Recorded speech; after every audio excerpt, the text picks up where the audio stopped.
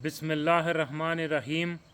बैसियत कौम हम ज़वाल इन्हतात और ऐसी पस्ती का शिकार हो गए हैं कि अब हमारी खुशियों में भी जनाजे उठ रहे हैं।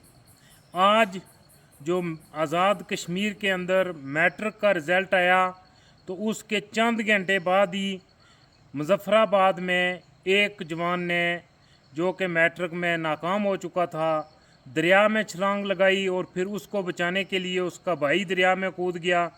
दोनों की लाशें अभी तक नहीं मिली। कोटली में एक लड़की ने दरिया में छलांग ला के ज़िंदगी का ख़ात्मा करने की कोशिश की। और इसी तरह के पूरे आज़ाद कश्मीर से ये जो चंद एक वाक़यात हैं जो मीडिया में आए हैं, अब यानी ये रिज़ल्ट आने के बाद ये खुशी का मौका होता है कि बच्चों ने मैट्रिक कर ली।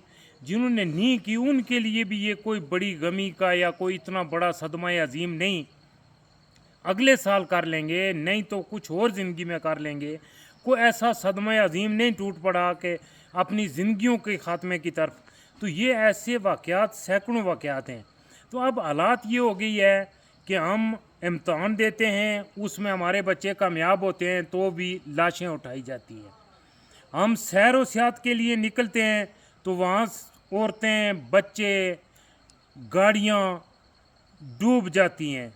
हम शादी ब्याहों पे जब कोई हमारा इस तरह का कोई प्रोग्राम होता है तो वहाँ भी हवाई फायरिंग करके हम 2-4 लाशें गिरा देते हैं। इसी तरह हम जिस मैदान में भी जा रहे हैं, जो काम भी कर रहे हैं, उसमें बैसियत मुजमुई नाकामी। अब इसका हल यही है कि सारी कौम को इस्तग़फ़ार करने की ज़रूरत है, रुजू इल्लल्लाह करने की ज़रूरत है। ये अल्लाह की पकड़ है। ये मुख्तलिफ़ शक्लों में, यानी ये कभी किसी और मुल्क में ये मिसाल मिलती है कि कोई रिज़ल्ट आया हो। अब मैट्रिक है क्या है, इसको क्या लोगों ने समझ रखा है, इसमें क्या है, नंबरों में क्या है। जिसने अगर 1100 ले लिए हैं तो उसकी दूसरी तालबा किसी ने अगर 1050 ले लिए तो इससे क्या। लेकिन ये बच्चे खाली केस्टें हैं, इनके दिमागों में ये बड़ों का काम है। जिस तरह कुछ बड़े दिमाग बैठे हुए इस्लामाबाद कह रहे थे ना कि वो जो एक भाई साहब निकले और उनकी साहबजादी भी साथ थी, तो उनकी गाड़ी सलाब बहा के ले गया इस्लामाबाद के अंदर। तो कह रहे थे कि इसकी FIR जो हुक्मरान है उनके नाम कटनी चाहिए।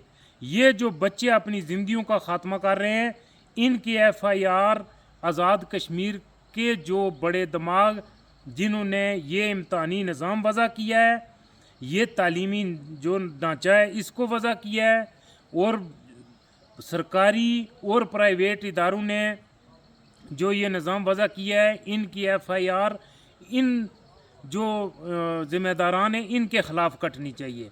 ये हम पूरी कौम को आपस में तकसीम कर रहे हैं। यानी जो एक बच्चा 1100 नंबर ले रहा है, उसको जो 1050 ले रहा है वो उसको निक्कू नज़र आ रहा है, और 600-700 वाला तो मामला ही छोड़ देना, वो तो अपने आप को ज़िंदगी का ख़ात्मा करने पे तुल बैठे हैं। तो ये जो जिस तरफ हम जा रहे हैं ये तबाही है, और इसमें बैसियत कौम हम खसारे की तरफ जा रहे हैं। अब ये जिन्होंने 1100 और 11 नंबर लिए हैं और 1050 लिए हैं, अल्लाह इनकी खैर करे। ये 2-3 साल के बाद मशरक़ वुस्ता के वीज़े ढूंढते होंगे, और फिर एजेंटों को, कुछ जो बहुत ज़्यादा नंबर ले गए हैं वो एजेंटों को पैसे देकर या जाके यूनान की जेलों में होंगे।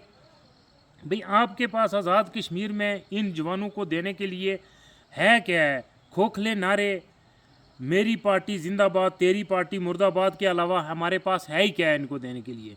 ये जो इतने जवान पढ़ लिख के फारग हो रहे हैं, पूरी हुकूमत के पास कोई ऐसा उनके पास प्रोग्राम नहीं है कि इन जवानों को किस तरह मसरूफ़ करना है, इनको किस तरह एक मुफीद रियासत का बाशिंदा बनाना है, इनके अंदर तकनीकी महारतें कैसे पैदा करनी है।